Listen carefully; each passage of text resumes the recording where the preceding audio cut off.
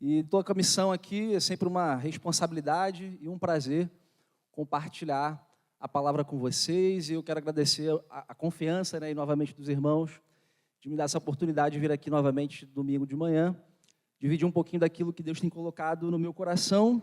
Eu tenho um assunto, acho que é um pouco difícil de falar, mas eu creio que seja importante. Eu digo difícil porque é um tema que tem, né, enfim, dividido tanta gente, né, nesses últimos meses, né?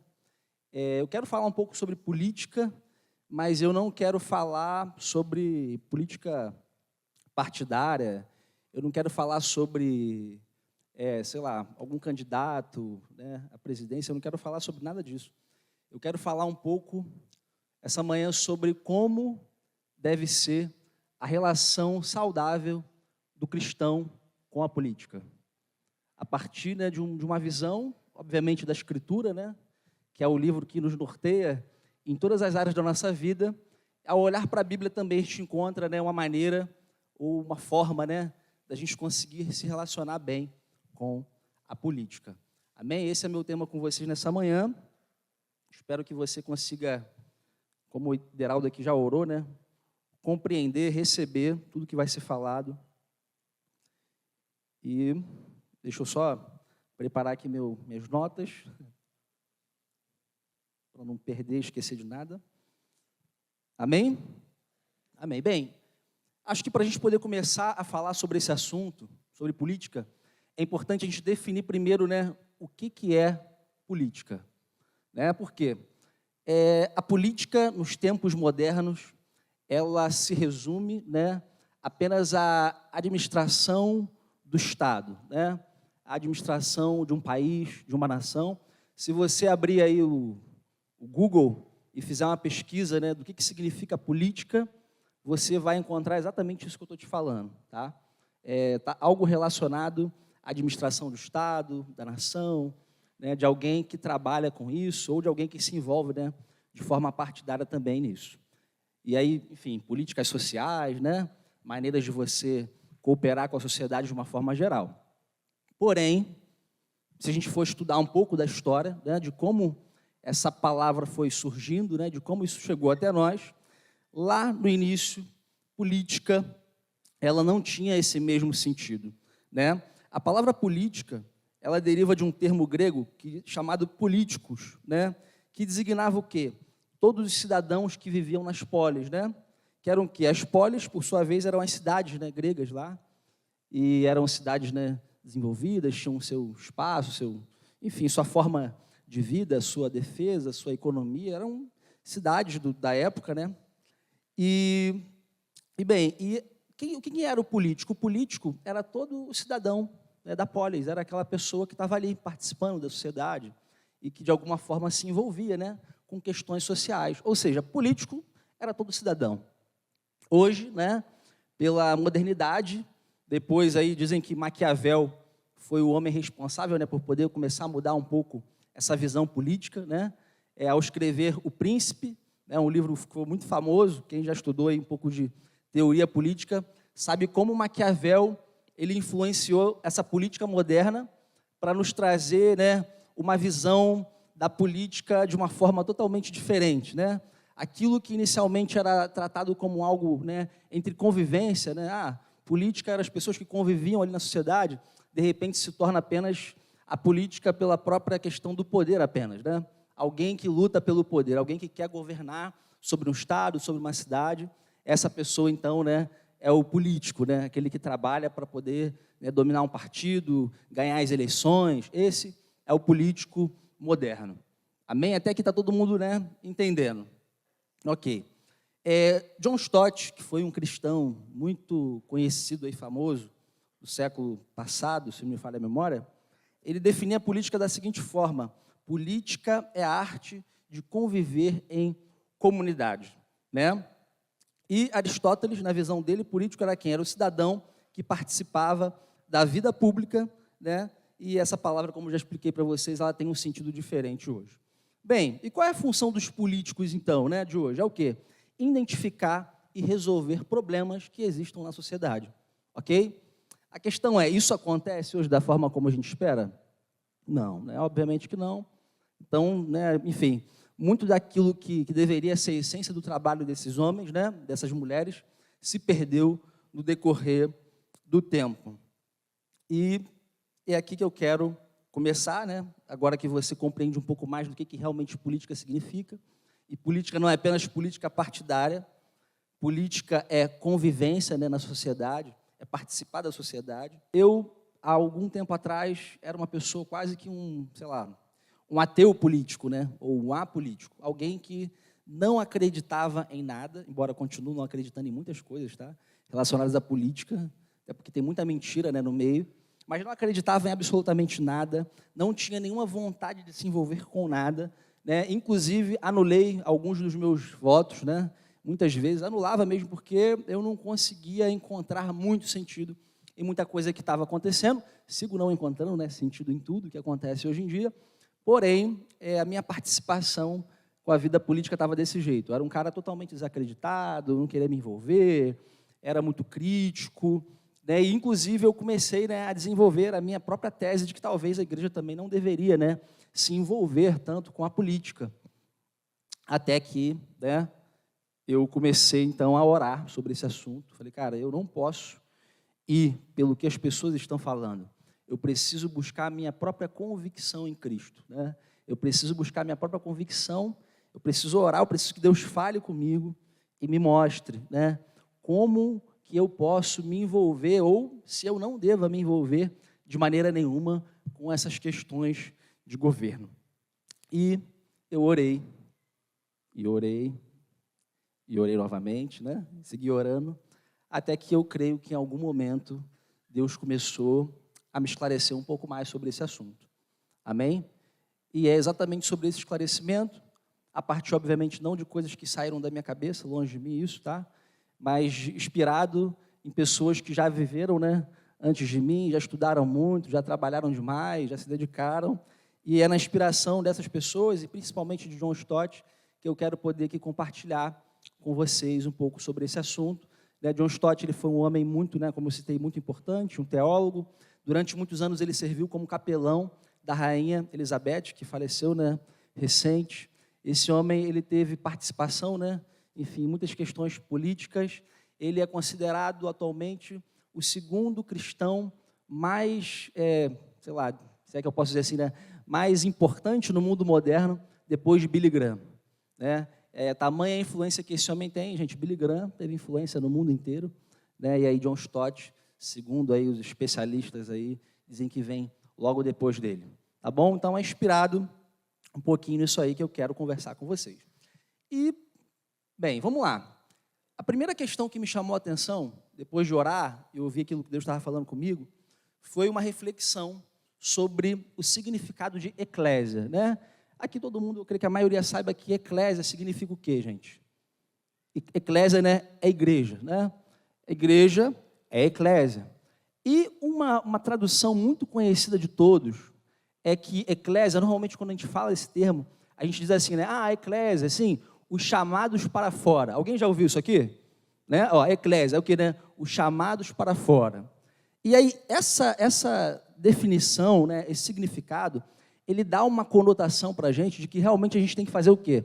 A gente tem que sair, né? Você não tem que se envolver com nada do que está aqui, né? Porque nós fomos chamados para fora de tudo isso que está aqui.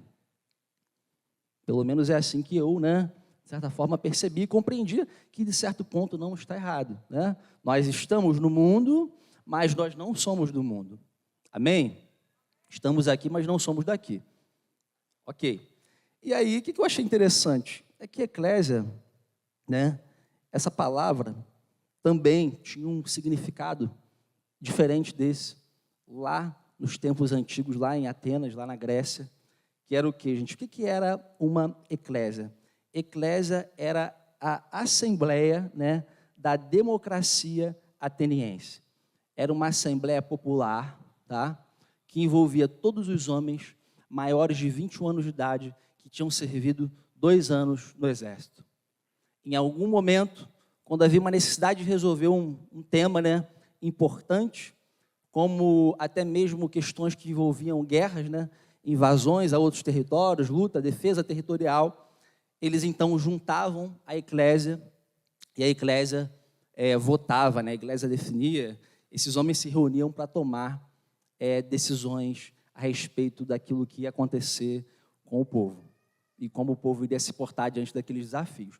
E isso me chamou muita atenção, por quê? Porque eu falei, caramba, eclésia então também tem um significado, né, político.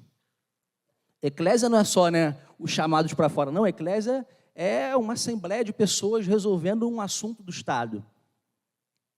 E isso me fez compreender, eu fiquei assim, caramba, então será que quando Jesus falou sobre essa eclésia que ele estabeleceria, sobre a qual as portas do inferno, né, não iriam prevalecer, eu falei, cara, então na verdade Jesus estava iniciando uma nova política.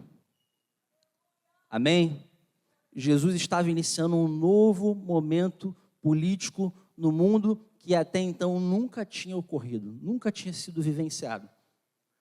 Mais do que falar sobre amor e perdão, né, Jesus de fato estava trazendo uma nova proposta política, ou seja, uma nova proposta de convivência, de conviver, um novo jeito que as pessoas iriam conviver. Porque até então as pessoas estavam acostumadas com uma única maneira de viver, né? Havia muitas diferenças de classe, né? Havia muita disputa, o mundo era um lugar muito complicado. Olha, inclusive, Jesus veio num mundo muito complicado. Ele veio num período muito difícil, politicamente falando, né? Aquela região era uma região dominada pelo Império Romano, do qual as pessoas que estavam ali não poderiam fazer nada além de uma luta armada para mudar, né, o futuro político daquele lugar. E Jesus ele vem, ele não se envolve, né, diretamente com isso. Tentaram fazê-lo rei, né? Vocês se lembram disso? Em alguns momentos tentaram colocar Jesus como rei.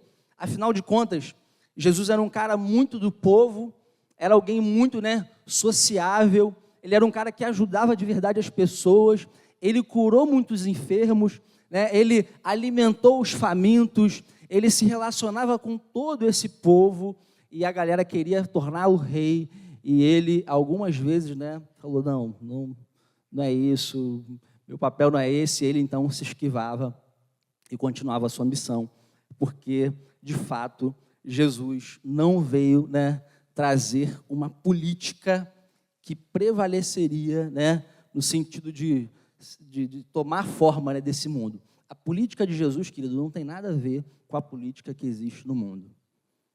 As regras, né, os mandamentos de convivência de Jesus, eles são outra coisa completamente diferente. Amém? Amém.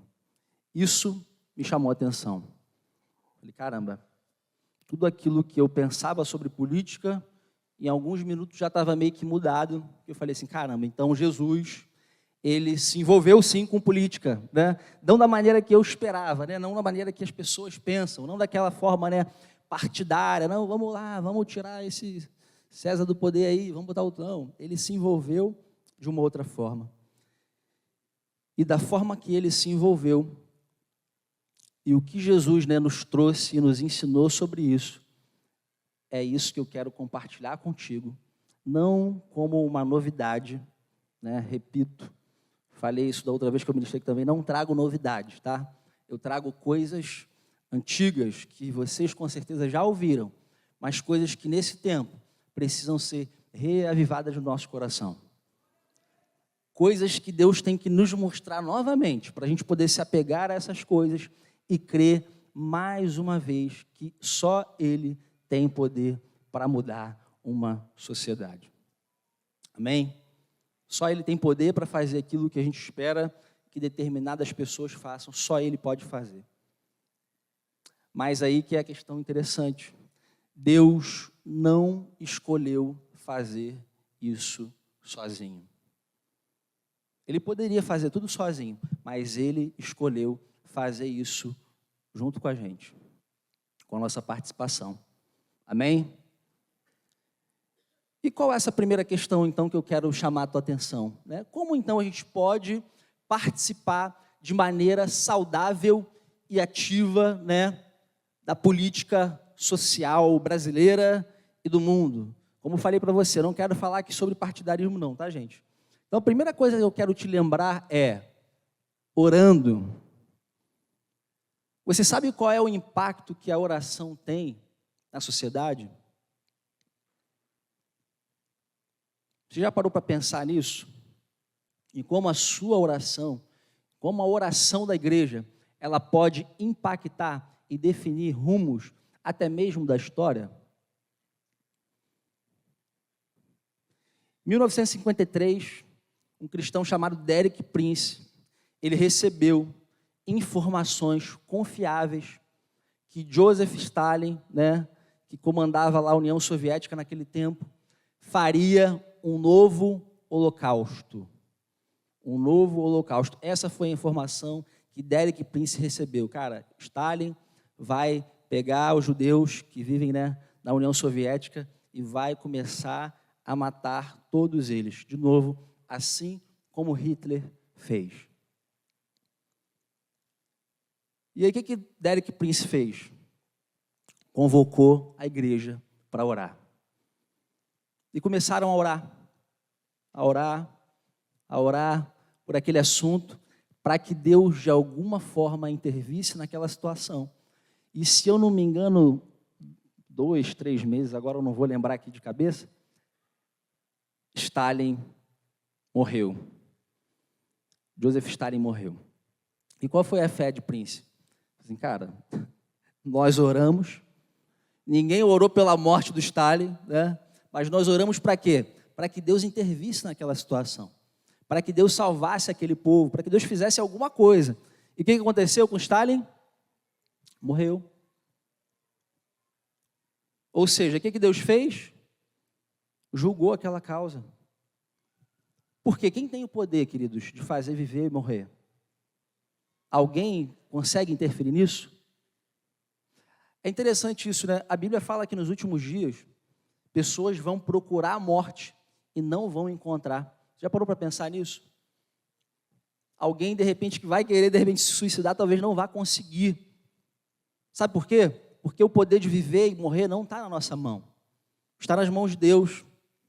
Se Ele quiser que alguém viva, Ele faz assim. Se Ele quiser que alguém morra, Ele faz assim. É interessante que César, não sei se vocês já assistiram aqui o Gladiador, Quando terminavam, as lutas lá dos gladiadores, César tinha, o poder de dizer, deixa ele vivo, deixa ele morto. Era uma certa forma, talvez, de brincar, de ser Deus, Dizer assim, não, eu quero que morra, não, eu quero que viva. Por quê? Porque esse é um poder que só Deus tem. Algumas pessoas acham que tem esse poder, mas não tem. Não se engane. Só Deus pode definir isso. E naquele momento, esses irmãos, eles acreditaram nisso. Que Deus ele estava interferindo, na história dos judeus novamente, através da oração deles.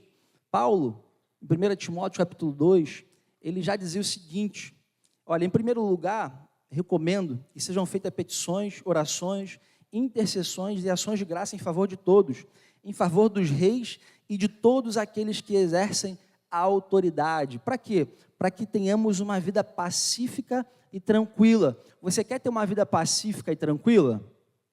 Amém? Todo mundo aqui tem uma vida pacífica e tranquila? Querido, ora pela autoridade que está hoje governando o nosso país. Mesmo que você não concorde com nada, ou sei lá, com alguma coisa, nós temos essa responsabilidade, esse papel de orar.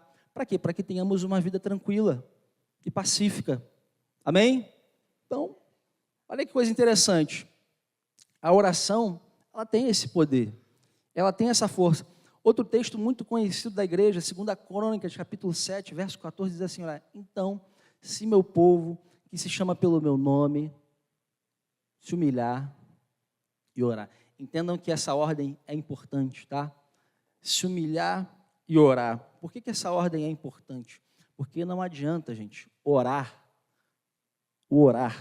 sem se quebrantar, de fato, sem abrir mão da sua vontade, para que a vontade de Deus se estabeleça. Por isso que, primeiro a gente precisa se humilhar, primeiro a gente precisa reconhecer que a gente não sabe de nada, a gente precisa reconhecer que a gente não tem a melhor solução para o país, nós precisamos reconhecer que nós não temos as melhores ideias, Deus tem um caminho diferente do nosso caminho. Então a primeira coisa é se humilha. Reconhece que você não sabe de nada, que você depende de Deus para tudo. Amém? E aí sim, ore, porque dessa forma você vai poder orar segundo a vontade de Deus. E se a gente ora segundo a vontade de Deus, acontece. Amém? E ele fala assim, segue, né? Se humilhar e orar, buscar minha presença e afastar-se dos seus maus caminhos. Olha que coisa importante, né? Se arrepender de verdade. Eu os ouvirei dos céus, perdoarei seus pecados e restaurarei a sua terra. Outra coisa interessante que esse texto nos mostra é o seguinte, ele fala que, é interessante, né, que existe uma relação entre aquilo que a terra está sofrendo, né, e a situação moral que aquele povo se encontra. O problema, né, como meu pai bem definiu aqui na reunião de líderes que tivemos essa semana, o problema do Brasil não é da política em si, é um problema moral que acompanha a nação. As urnas, elas só fazem, gente, um trabalho: expor aquilo que está no coração do povo. É só isso. Ali só se reflete, né? O candidato lá que se vota e acabou. Só isso. A outra forma que nós temos de nos relacionar bem, de maneira saudável, né? De fazer política de verdade, a nova política, a política que Jesus nos ensinou é pregando o Evangelho. Queridos, eu vou ser sincero, eu não conheço algo mais poderoso no mundo, nem a maior arma nuclear que tiver aí pronta, que é capaz de mudar a vida de alguém como o Evangelho. E eu falo isso por experiência própria, não que eu tenha saído do mundo das drogas, não que eu tenha saído do mundo de prostituição, né? Não que eu tenha vindo desse mundo, mas muito perto de mim, na minha família, né? Quem conhece, quem já ouviu aqui o testemunho do meu pai, sabe exatamente do que eu estou falando. Um homem que aos, 22 anos de idade, já tinha experimentado de tudo, pensando em se matar, não queria mais saber da família, não queria mais saber de nada, cresceu revoltado com a vida, né? Não tinha conhecido seu pai até então, de verdade, e aquela situação tão complicada gerou um homem tão deprimido, tão triste, né? Procurando felicidade, não encontrando, até que um dia esse homem tem um encontro com Jesus e a sua vida é completamente transformada.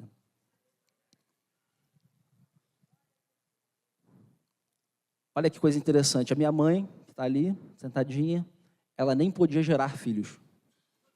E Deus curou a minha mãe. E é por isso que eu estou aqui hoje. Você entende o impacto que isso tem?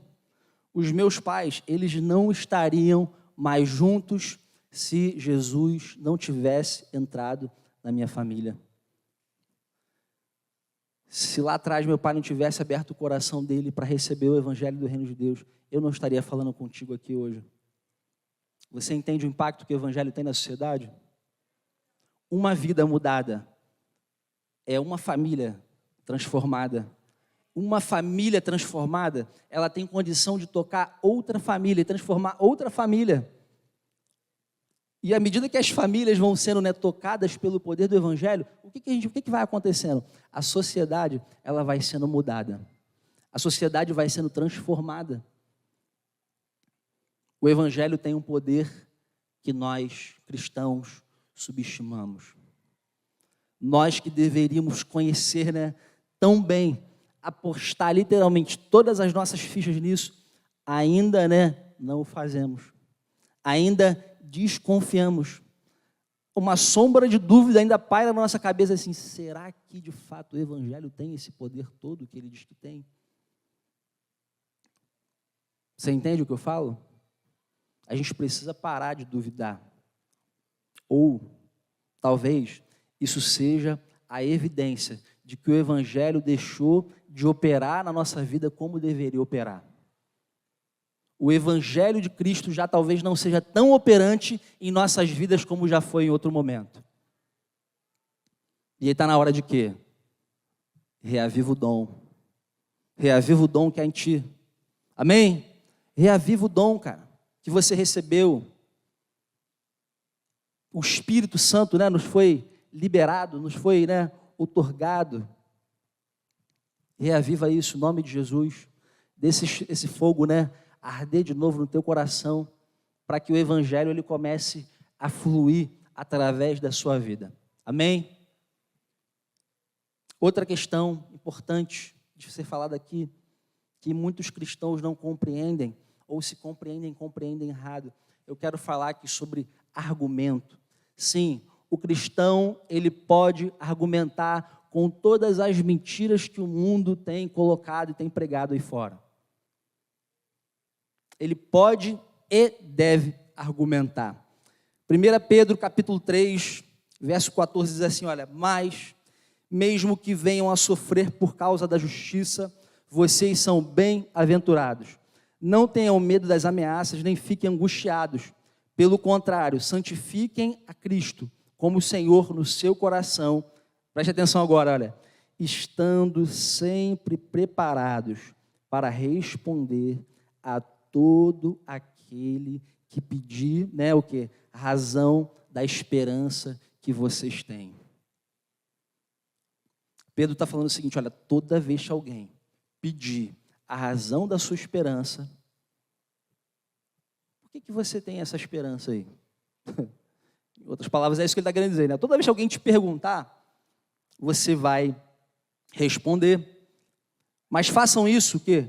Com mansidão e temor, né? Com boa consciência, ou seja, não é para ficar discutindo com ninguém, esbravejando, tentando, né, convencer as pessoas à força, não, mas façam isso com mansidão e temor, com boa consciência, de modo que, naquilo que falam mal de vocês, fiquem envergonhados esses, né, que difamam a boa conduta que vocês têm em Cristo. Por que o argumento ele é importante? Porque as pessoas acham que todo cristão é o quê? É burro. Todo mundo acha que quem crê em Jesus é burro. Desculpe, né, a expressão e falar dessa forma, mas essa é a realidade. As pessoas acham isso. Havia um pensamento, há um tempo atrás, eu acho que ele permanece até hoje, talvez, na cabeça de alguns, de que se alguém estudasse muito e se tornasse alguém muito inteligente, essa pessoa não iria acreditar em Deus. Essa pessoa não precisaria de Deus. Vocês já ouviram esse tipo de papo por aí? Né? Não, mas se a pessoa estudar muito, ela vai aprender tanta coisa. Nossa, tanta coisa que a ciência, né, já mostra hoje, ela vai ver, ela nem precisa de Deus, porque a ciência, né, já responde praticamente tudo. Mentira.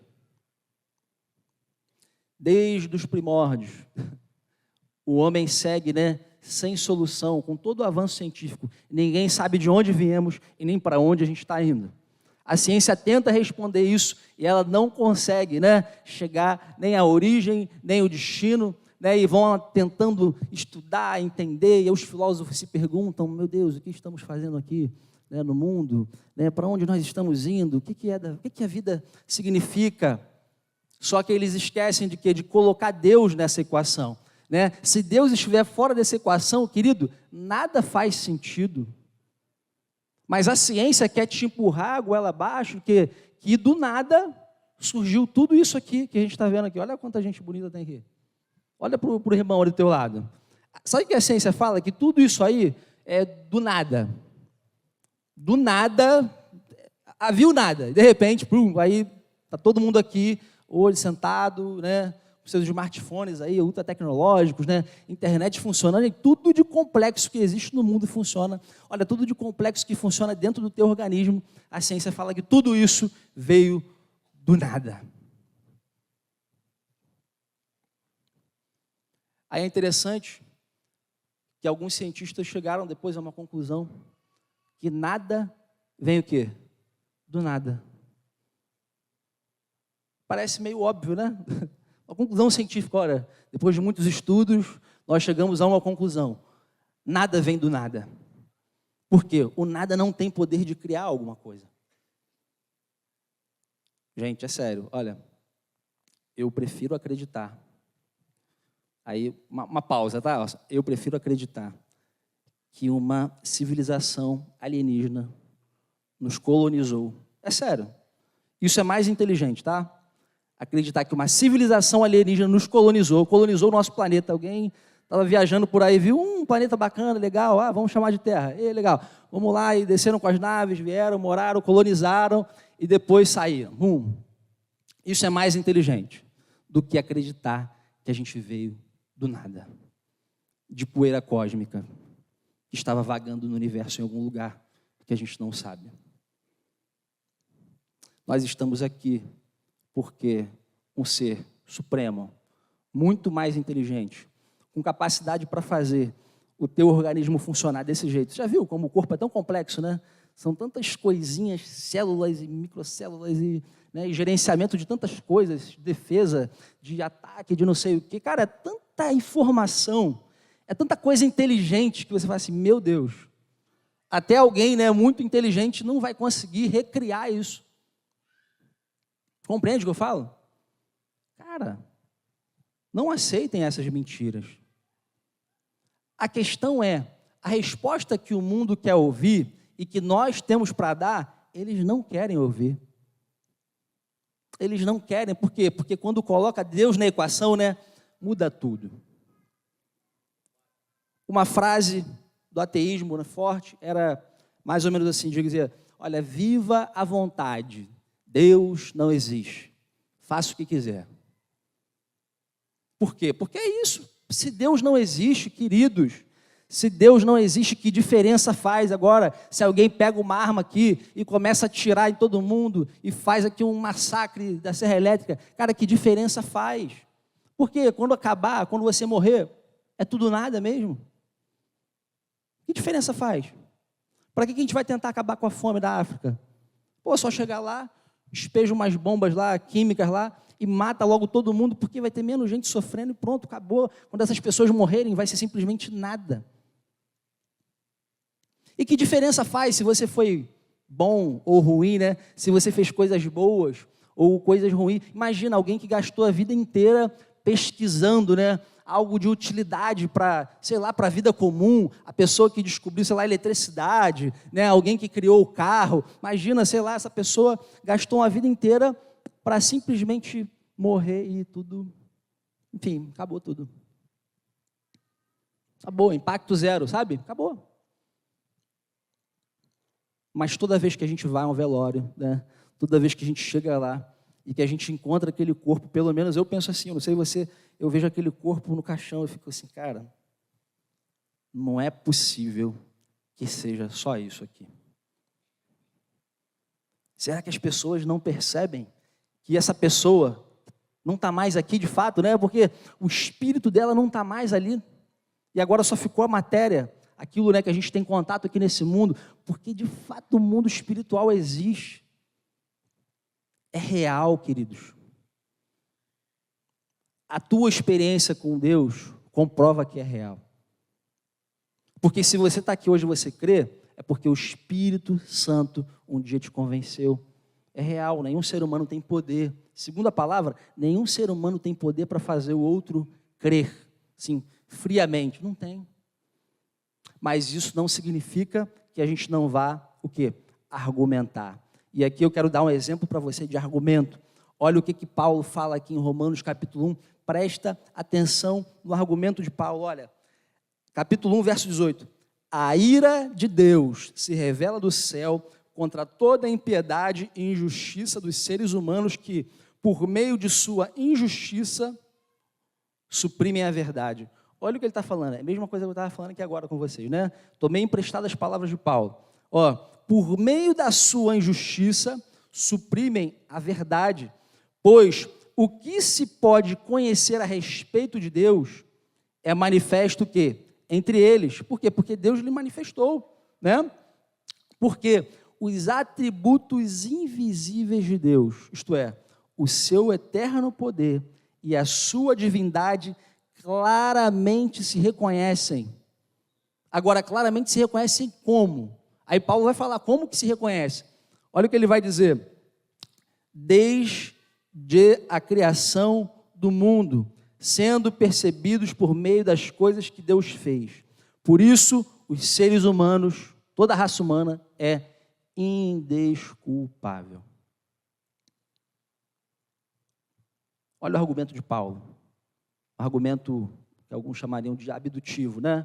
Escolhendo ali a melhor linha de raciocínio, a linha mais lógica, mais óbvia. Meu filho, olha para o mundo, olha as pessoas, olha tudo ao teu redor. Olha a montanha, olha o mar, olha os animais, olha tudo isso aí, tá vendo? Tudo isso aí, ó. Isso aí é o quê? É o nada? Ou isso aponta para algo maior? Esse é o argumento de Paulo aos romanos. E ele que fala que por conta disso, toda a raça humana é indesculpável, porque Deus se revelou por meio de todas as coisas que foram criadas.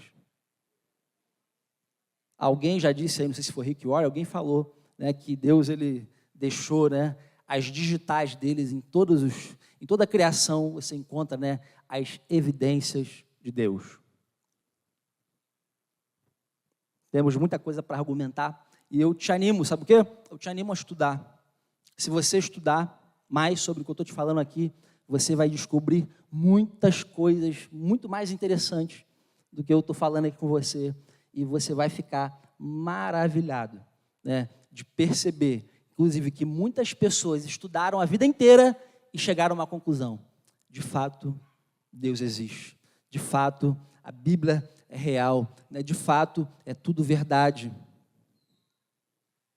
Amém? Amém. Continuando. Sabe outra coisa que é vital para o cristão viver a política de maneira saudável e eficaz? Algo chamado exemplo. Esse é um ponto muito importante. Albert Schweitzer, aquele cara que tem o nome no hospital de Realengo, né? Não. Ele dizia o seguinte: dar exemplo não era a melhor maneira de influenciar as pessoas, é a única. Entenderam o que ele falou? Dar exemplo não é uma das maneiras, não, é a única maneira que você tem de influenciar alguém de verdade, é dando exemplo. Não adianta, tá? Não adianta pregar, orar, né? Argumentar, ser bom de argumento, e chegar e sair dando espadada em todo mundo e não fazer o quê? E não dar exemplo. Parece óbvio, né? Na verdade, sim, é óbvio. Por quê? A tua vida, a maneira como você vive, a maneira como você se comporta, no ambiente em que você vive, né, precisa ser coerente com o quê? Precisa ser coerente com tudo aquilo que você diz que acredita. Senão alguém vai te gastar, vai, sei lá, vai dizer que você é doido, ou simplesmente vai fazer algo terrível. Sabe o que vai fazer? Não vai te levar a sério. O sal que perde o seu sabor, acontece o que com ele? Ele serve só para ser pisado pelos homens. Por quê? Porque a vida não mostra nada, não condiz nada. E aqui, uma nota importante para vocês. Você que está preocupado, olha, você que é pai e que está preocupado, né, com seu filho na escola, o que estão ensinando para ele, o que estão mostrando para ele na escola, né, sobre ideologia de gênero, aborto, meu corpo, minhas regras, sei lá, essa tanta coisa que as pessoas falam aí hoje em dia. Querido, fica atento numa coisinha só. Ponto 1, tá? O que o professor fala é importante? Influencia? Influencia? Influencia. Ok. Esse é o primeiro ponto. Agora, o segundo ponto que muitas pessoas não levam em consideração, tá? A amizade, o coleguinha do lado, talvez influencie mais do que o professor falando na sala de aula. Sabia disso? Sabe por que eu estou te falando isso? Sabe qual é a minha prova? Porque eu já fui aluno também. E você também já foi aluno, pô. E, na verdade, né, quem acaba muitas vezes te levando para o mau caminho nem é o professor, mas é aquele amiguinho lá do lado que acredita em tudo aquilo que o professor fala e tudo aquilo que ele recebe, né? Ele vive de uma maneira completamente diferente daquilo que você foi ensinado, né? E ele mostra aquilo como se fosse a coisa mais legal do mundo, a coisa mais normal, e aí a criança, né, então ela é influenciada também a viver daquela forma, né? Óbvio, isso em sua fase mais, né, sei lá, infanto-juvenil ali da adolescência. E aí tem muito pai preocupado com o que o professor está falando, mas ele esquece, cara, que o jovem tem relacionamentos ali, amizades. Então, esse é um ponto importante. Olha, avalia, né? Tenha cuidado com as amizades, do teu filho. E outro ponto importante, que conversava com meu pai outro dia. Meu pai estava preocupado, poxa, as minhas netas estão crescendo no mundo, meus netos, né? E tem o Noah também, agora Arthur. Os netos vão crescer num mundo muito complicado e tal, é muita informação ruim. Eu falei, pai, descansa. Sabe por quê? Porque onde eu estudei, minha vida inteira, ninguém me ensinou nada sobre Jesus, ninguém me ensinou nada sobre como ser um discípulo melhor, ninguém me ensinou a seguir Jesus na escola. Algumas coisas que me ensinaram até errado mesmo. Depois, né, tu desenvolve e você descobre que te ensinaram até errado. Mas eu falei, cara, não foi isso que me impactou. Sabe o que me impactou? Sabe o que mudou a minha vida de verdade? Foi chegar em casa da escola e ver como você e minha mãe se comportavam. E ver como você e minha mãe mostravam o evangelho para mim na prática. Não, sabe, aquela coisa apenas conversada, mas aquela coisa vivida. Porque é isso que traz impacto para o jovem. Olha, não é uma regra o que eu vou dizer, por favor, me compreenda, não é uma regra, tá? Porque se alguém entender que isso é uma regra, a pessoa vai me entender errado. Mas, gente, olha, a quantidade de jovens que se desviam porque não veem nos seus pais coerência de vida com aquilo que eles dizem que acreditam, é enorme, é imensa. Muitos jovens deixam de acreditar, deixam de crer, porque eles chegam em casa e não veem nenhuma coerência. Assim, cara, se o meu pai e a minha mãe têm essa vida lixo, né, lixão espiritual, lixo mesmo, uma vida qualquer, comum, aí fala, mas não vive nada, tudo é incoerente, gente, isso desanima ou não desanima? É óbvio que desanima, é óbvio que influencia. Entenda, olha, isso não vai determinar. Pela graça e pela misericórdia de Deus, essas coisas não determinam. Existem pessoas que nascem em famílias terríveis, em condições terríveis, né? Mas Deus, pela sua graça e pela sua misericórdia, alcança essas pessoas e muda a história dessas pessoas, porque essas coisas influenciam, mas não determinam, tá? Então, cuidado com essa super preocupação, esse super zelo, né, que às vezes a gente tem, e aí você não tem com outras coisas importantes. Quer ver? Eu vou dar um exemplo para você. Quantos cristãos você conhece que falam assim, meu Deus, se eu fosse o chefe desse cara, eu já teria mandado essa pessoa embora há muito tempo. Porque não tem compromisso, né? Só chega na hora que a loja está fechando, né? A loja está fechando, o cara está chegando, né? Aí, pô, tu dá um comando, o cara não faz. Aí, pô, finge ali que está trabalhando, só de papinho. Aí, quando o patrão chega, ele, pô, quer mostrar serviço. E depois, são essas mesmas pessoas que vão reclamar de política, do partido, e de quem roubou, e de quem fez, mas ele faz a mesma coisa.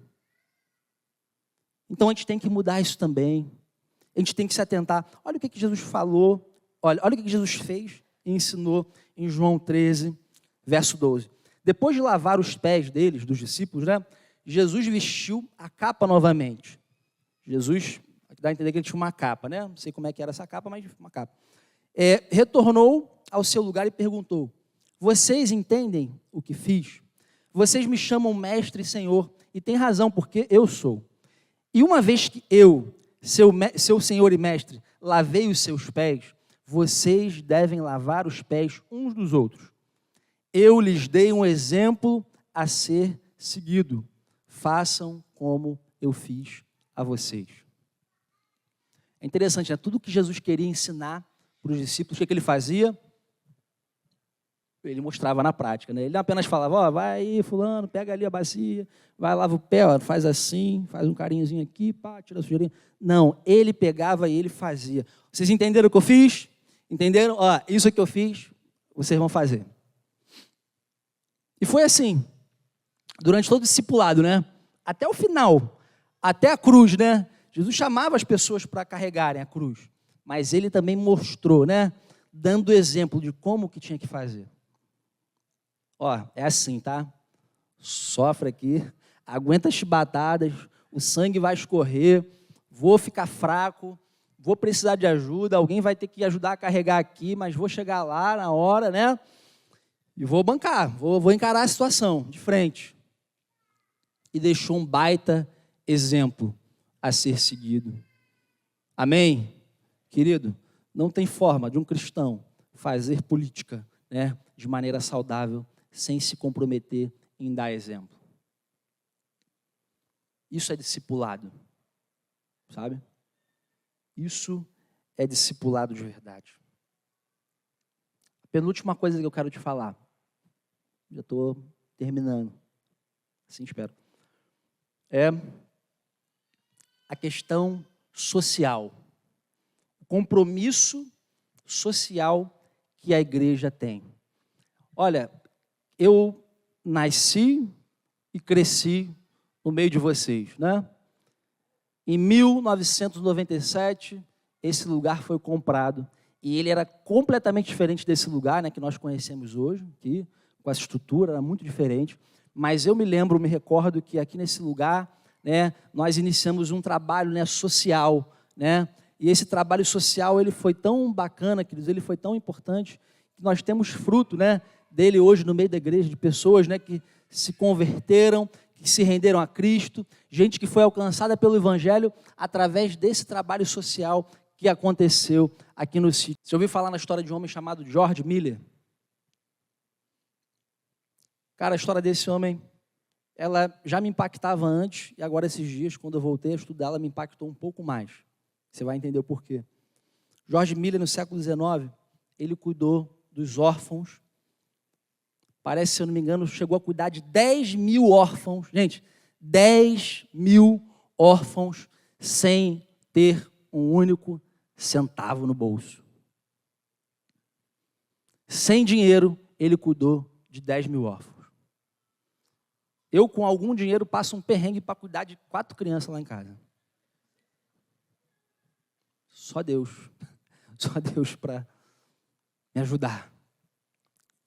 Esse cara, sem nenhum dinheiro, sem apoio político, sem nada, o que ele fez? Ele cuidou de 10 mil órfãos. E aí, quando você vai ver a história, você fala assim, meu Deus, mas como é que isso é possível? Orando. George Miller orava.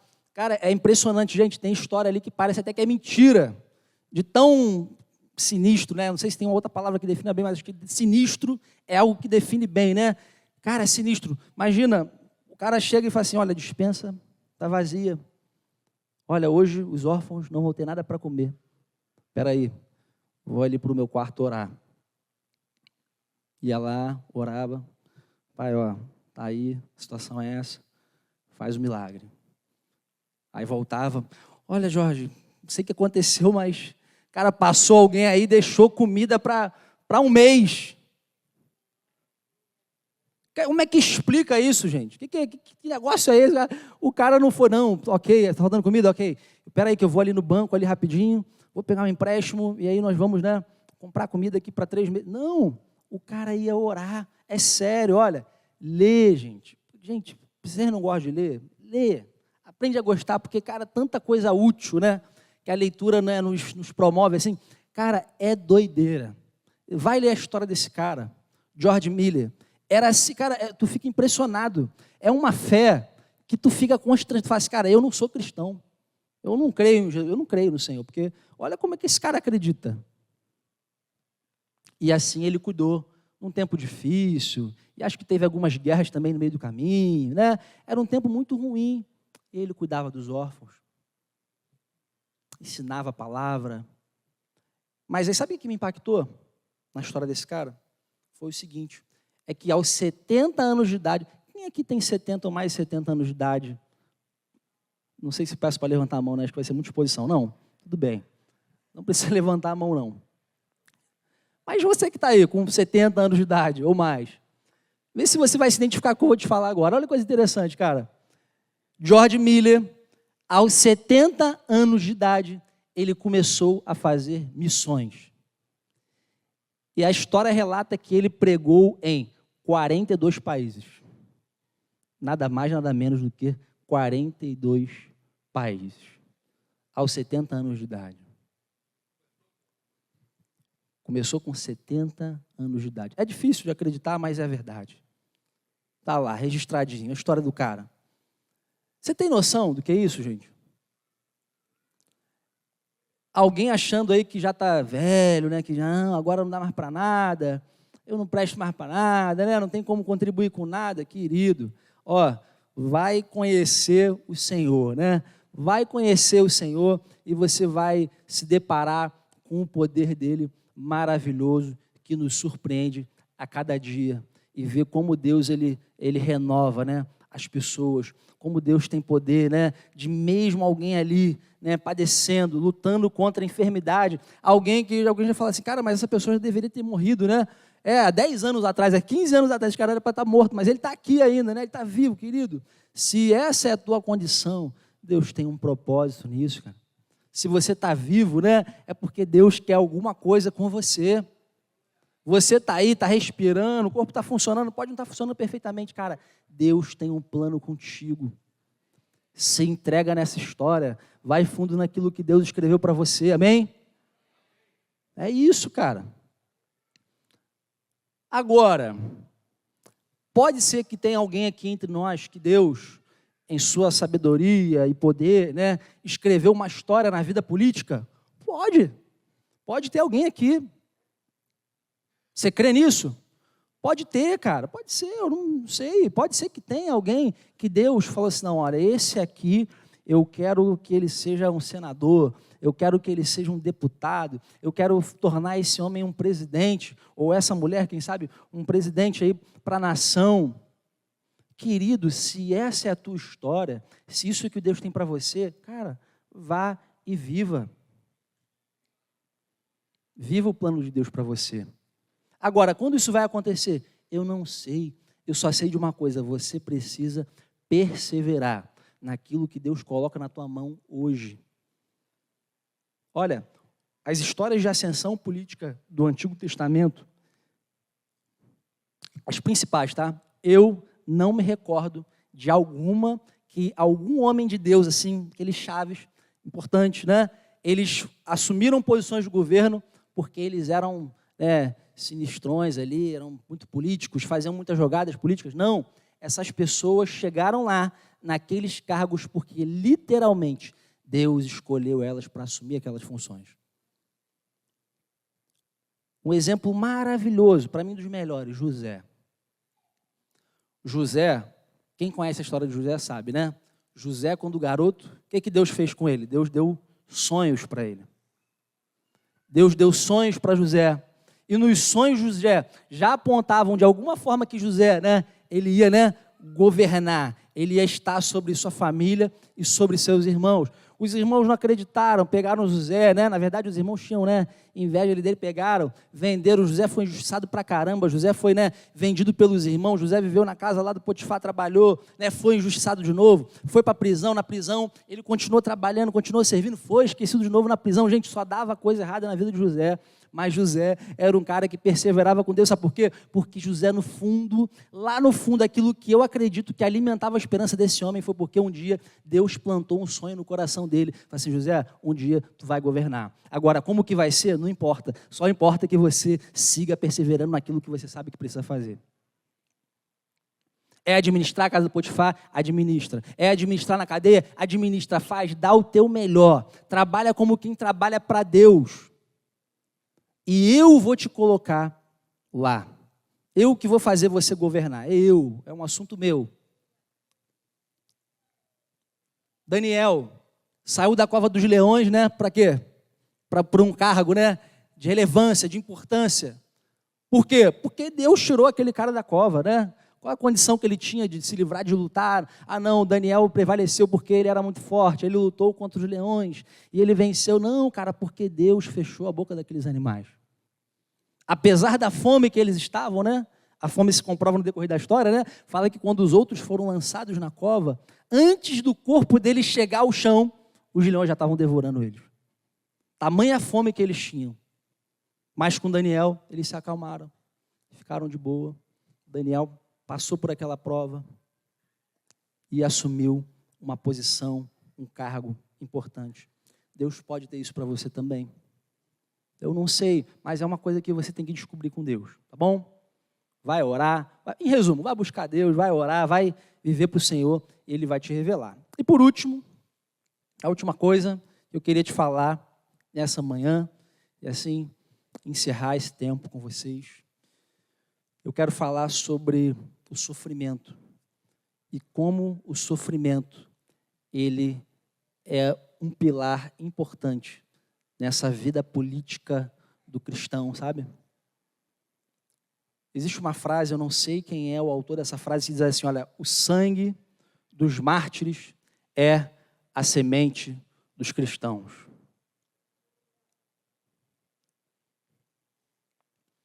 Jesus tinha dado uma ordem para os discípulos que eles, permanecessem em Jerusalém até que do alto fossem revestidos de poder. Amém? Ele deu essa ordem, todo mundo entendeu claramente o que eles fizeram, permaneceram em Jerusalém. E aconteceu, o Espírito Santo veio sobre ele, como Pedro depois bem disse, cumprindo a profecia de Joel. Gente, uma coisa maravilhosa, o Espírito Santo veio se derramando sobre todos aqueles homens, e aquelas mulheres também, algo especial aconteceu naquele dia. Eu queria, poder ver essa cena de alguma forma. Talvez um dia a gente consiga ver lá na Glória, não sei se tem algum arquivo, com filmes, com rolos que permitam a gente rever algumas coisas que aconteceram no passado, mas eu tenho curiosidade, de ver um pouco de como foi aquele momento para a igreja primitiva. Mas aquilo aconteceu, eles foram cheios do Espírito Santo, e aí começaram a falar em outras línguas e o mistério rolou forte, e aí Pedro então se levanta, explica o que está acontecendo, 3.000 pessoas se rendem a Jesus, são batizadas, nossa, um avivamento começa a acontecer naquela região. Mas há quem diga que naquele momento a igreja estava vivendo algo muito bom mesmo, de comunhão, de estar junto todo dia, de casa em casa, comendo junto, fazendo um monte de coisa junto, mas de repente a igreja, ela talvez tenha se acomodado um pouquinho. Isso é o que alguns dizem. Por quê? Porque eles ficaram ali, retidos, naquele mesmo lugar. Sendo que o plano original, qual era o pedido, qual era a missão, gente, de Deus para eles? Era ir, vocês têm que ir. Porque tem uma hora que fica tão gostoso, fica tão bom ali, nossa, aquele relacionamento com quem você já conhece, já há alguns anos, pô, uma benção, vocês comem junto, faz aquele churrasquinho e tal, isso, vai para o Outback, passeia, tira foto, posta no Instagram, faz aquele monte de coisa, mas aí Deus fala assim, cara, ainda não é isso. Sabe, Deus fala assim, cara, ainda não é isso. Isso é bom, isso é legal, isso faz parte, mas isso é por um momento, um breve momento, porque vocês têm que ir.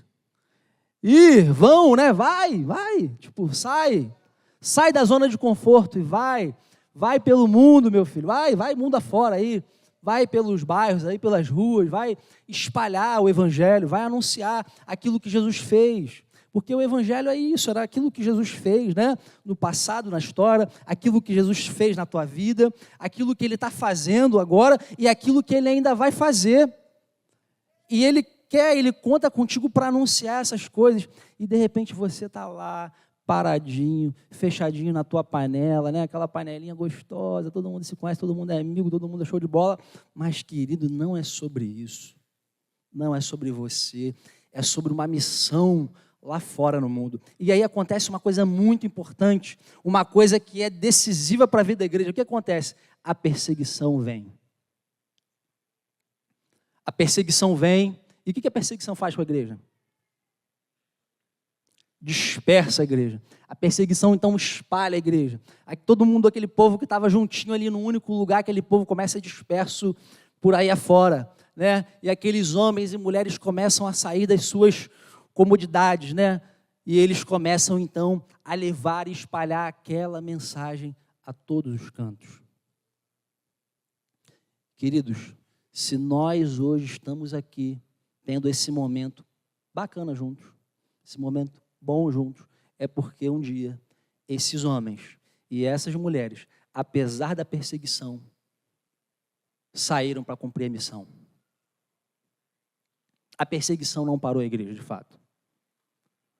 e sendo mortos, e castigados, e oprimidos, presos, espancados, e parece que quanto mais aquilo acontecia, mais ascendia a igreja e mais impacto causava. Por quê? Porque é um impacto de confusão. Fala assim, cara, essa pessoa é capaz de dar a vida por isso? Cara, isso deve fazer todo sentido. Né? É uma conta rápida. Se essa pessoa está disposta a morrer dessa forma trágica, violenta, perseguido, açoitado, cara, se essa pessoa está disposta a morrer por isso, cara, isso deve ter todo sentido. Isso deve fazer muito sentido. Preciso descobrir o que é isso. Eu preciso saber o que é. E aí, talvez quase que por uma curiosidade de tentar entender a cabeça dos perseguidos, né? A cabeça dos cristãos, e os cristãos com aquele fogo ali, algo, gente, sobrenatural. Não dá nem para te dizer que isso é uma coisa, né, natural. Isso é um mover de Deus, é um mover do Espírito Santo. E aí ele começa, então, a encher aquelas pessoas, e aquelas pessoas vão levando o evangelho, e aí chega até onde nós estamos.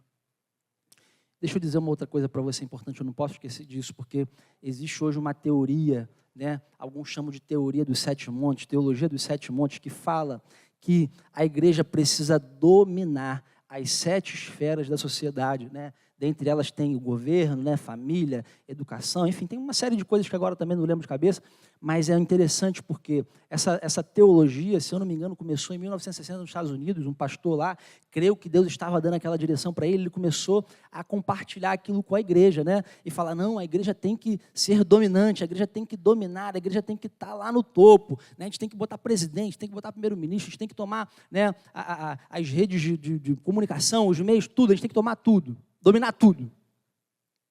Deixa eu dizer uma coisa para vocês, importante. Olha, eu já procurei, mas eu não encontrei nenhum texto, né, pelo menos no Novo Testamento, que do Velho Testamento, não, do Antigo, as pessoas às vezes inventam coisas, mas no Novo Testamento, que dê base para isso. Pelo contrário, quando Jesus falou que aqueles homens iriam pregar para as autoridades, vocês lembram como é que eles pregaram para as autoridades? Vocês lembram como é que foi? Como é que foi que eles pregaram para as autoridades? Presos. Eles estavam presos e foram levados diante das autoridades, cativos, amarrados. Eles pregaram para as autoridades presos. Sabe por quê? Aqui agora entra a minha tese, a minha percepção. Aquilo precisava acontecer, era importante acontecer, sabe por quê? Porque o evangelho, ele não está baseado nesse esquema social que existe hoje. O evangelho está baseado na humildade. O começo dele é a humildade, né? É Jesus sendo rei e descendo e se fazendo homem, se fazendo servo. O evangelho começa aí, então é necessário que um homem preso venha diante de uma autoridade, né? Que vai ou condená-lo ou absolvê-lo e dizer assim, olha, eu estou aqui, né, diante de você, sei lá, fulano de tal, porque eu creio que tudo aquilo que aconteceu com Jesus é de fato, é real, né? E esse homem veio, ele morreu mesmo, né? Ele ressuscitou, ele está vivo, e é por isso que eu estou aqui diante de você, e eu não vou parar de pregar, eu não vou parar de fazer aquelas coisas que eu acredito e que ele mandou eu fazer. Eu vou continuar fazendo. Pode me matar. Por que é preciso isso acontecer, queridos? Porque o evangelho se baseia nisso, em humildade. Para o rei poder se converter, o que ele precisa fazer? Ele vai precisar dar voz, né? Dar atenção ao que o prisioneiro está falando. Foi como aconteceu na história do general, meu Deus, perdi o nome do general. O general que mergulhou nas águas, Naamã. É interessante a história porque Naamã recebeu uma dica de quem para ir procurar? Da serva. Interessante isso, né? Toda uma história de humildade. Ele chega lá e fala assim, pô, para entrar nesse rio aqui, pô, na minha terra tem rios muito melhores do que isso aqui. Eu teria ficado lá. Mas é esse que é o ponto, porque tem que se humilhar, tem que reconhecer que a gente é nada, que nós não somos nada. É isso, a gente não é nada, cara. A gente precisa de Jesus mesmo. Se ele não entrar, está tudo perdido. Sabe? E aí a perseguição ela tem esse papel importante. Humilhar a igreja, unir a igreja, né? Aí no meio da perseguição, amigo, não tem denominação, não tem tu crê em quê, tu é calvinista, tu é arminiano, tu é pré-milenar, amilenar, tu crê na volta de Jesus do arrebatamento antes ou depois. Tem essas bobeiras todas que os crentes ficam discutindo aí, mó tempão, perdendo tempo. Cara, na hora da perseguição não tem nem tempo para discutir isso aí. É só junta as tuas coisas e vamos embora antes que a gente, né, morra, e vamos seguir também pregando no meio do caminho, que vai, né, que a gente consegue ainda ganhar mais alguns ainda para fugir junto com a gente. Eu quero ler esse versículo porque esse versículo ele tem tudo a ver com o que eu estou falando com vocês agora. E aqui encerro. Uzias, ele foi um homem, segundo a história, o rei de Israel lá, do Reino do Sul, né, que ele foi o mais próspero depois de Salomão. Depois de Salomão, a prosperidade que Uzias alcançou é o topo. Foi o topo. E o reino desse cara foi um reino muito importante para o sul. Um homem, né? Bom, alguém que fez o bem. Isaías, capítulo 6, verso 1 diz assim.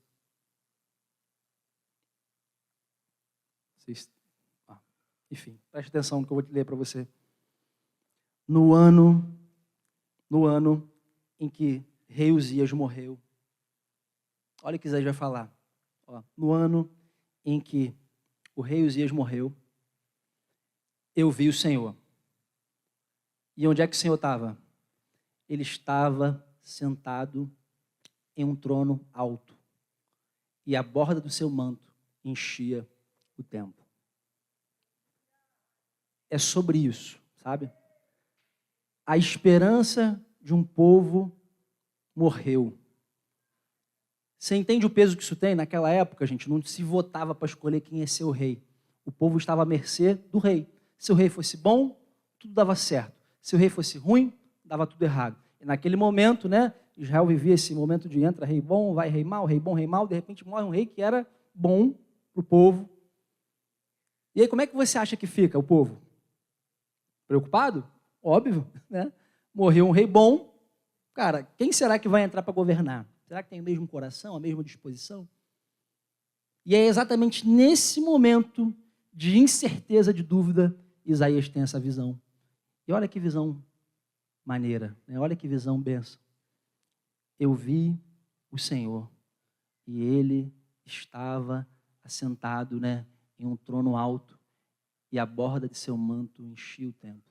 Queridos, pouco importa quem vai governar o país, porque quem governa tudo, quem governa o céu, quem governa a terra, quem governa o universo, quem governa os planetas, né? Os países, tudo, quem governa tudo é o Senhor Jesus. Ele que está no trono, Ele governa e Ele é tudo aquilo que o mundo precisa. Esse mundo precisa de Jesus. E Jesus quer se revelar através da sua igreja. Então a sua igreja tem um papel social muito forte. Sua igreja possui um papel político muito importante. É uma nova política, uma política diferente de tudo que já se viu. É isso o que Deus quer fazer. Amém?